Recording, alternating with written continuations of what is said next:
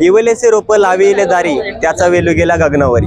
खरं तर आज या आरोग्य शिबिराच्या माध्यमातून खूप मोठ्या एका कार्याची प्रचिती येताना आपल्याला पाहायला मिळते। गेली 3 दिवस अटल महाआरोग्य शिबिर या ठिकाणी पुण्यामधील सांगवीमध्ये चालू आहे। त्या आरोग्य शिबिराच्या आयोजक आपल्या बरोबर आहेत, त्यांच्याशी बातचीत करूयात।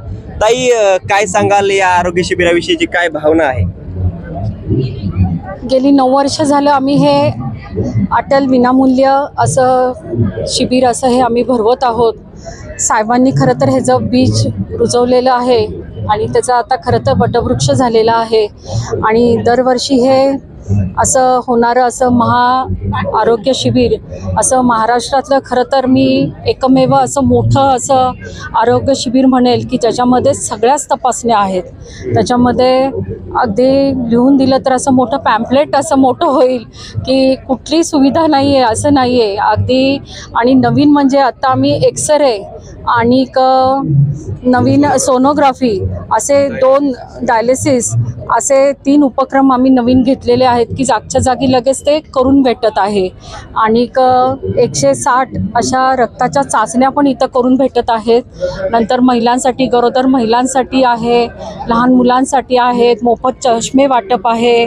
नंतर कर्करोगासाठीचं पण निदान करण्यासाठीचे पण सगळे नमुने घेतले जात आहेत। परत कर्करोगासाठीची जी सायकल असते तर ती तर त्या सायकलसाठी पण आपण त्याच्यासाठी पण फ्रीमध्ये इंजेक्शन्स उपलब्ध करून दिलेले आहेत की आत्ता जर का सायकल असेल आणि ती झालेली असेल आणि पुढच्या वेळेसची जरी असली तर ती पुढच्या हॉस्पिटलमध्ये फ्रीमध्ये तुम्हाला करून भेटेल। संबंधित हॉस्पिटलला आपण जोडून देत आहोत आणि ती करून घेतली जात आहे आणि ते सगळं मोफतमध्ये आहे। आपण कुठलाही 1 रुपया न घेता असं हे मोफत असं शिबिर ठेवलेलं आहे। त्याच्यामध्ये मॅमोग्राफी आहे की जे महिला सांगत नाहीत आणि लपवून ठेवतात आणि कुठेतरी कुणाला तरी महिलांना असं संकोच वाटतो आणि महिला डॉक्टरांपर्यंत वगैरे जात नाहीत आणि लपवली जाते आणि त्याचं रूपांतर कॅन्सरमध्ये होतं। तर ती सुद्धा आपण मेमोग्राफी ही फ्रीमध्ये इथं ठेवलेली आहे की जेणेकरून महिला येऊन त्या इथं ते मेमोग्राफी करून घेतील आणि त्यांच्या आपल्या जे आरोग्याची काळजी घेतली जाईल अशा प्रकारच्या तपासण्याही आपण इथं ठेवलेल्या आहेत। अशा प्रकारच्या अगदी दातापासून हिरड्यापासून ते अगदी लहान मुलांच्या डोळ्यांपर्यंत लहान मुलांची पण चिकित्सा वगैरे सगळं आपण इथं ठेवलेलं आहे।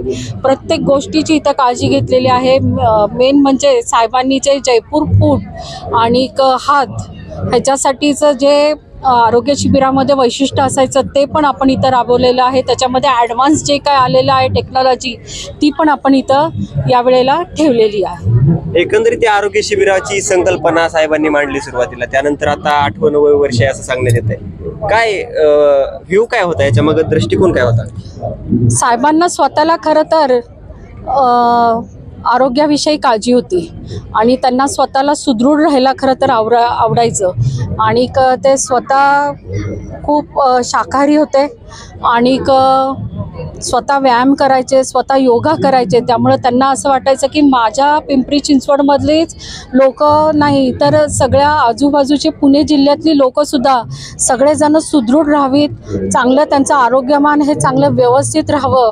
कारण हल्ली पोल्युशन एवढं वाढलेलं आहे, प्रत्येक गोष्टीमध्ये सगळीकडं हायब्रिड असं सगळं आलेलं असताना सुद्धा त्यांनाही चांगलं अन्नधान्यातून सुद्धा पोल्युशन होत आहे। प्रत्येक गोष्टीतून हायब्रिड असं जेवण वगैरे जात आहे। त्यातून आपल्या आरोग्याची काळजी घेणं, लहान मुलांची काळजी घेणं हे खूप अवघड होऊन गेलेलं आहे। तर त्यातून कसा मार्ग योजावा, यातून बाकीचे कार्यक्रम वगैरे घेऊन नुसतेच मनोरंजनाचे कार्यक्रम न घेता आरोग्याची पण एखादं मोठं शिबिर घ्यावं हा त्यातून खरा त्यांचा उद्देश होता।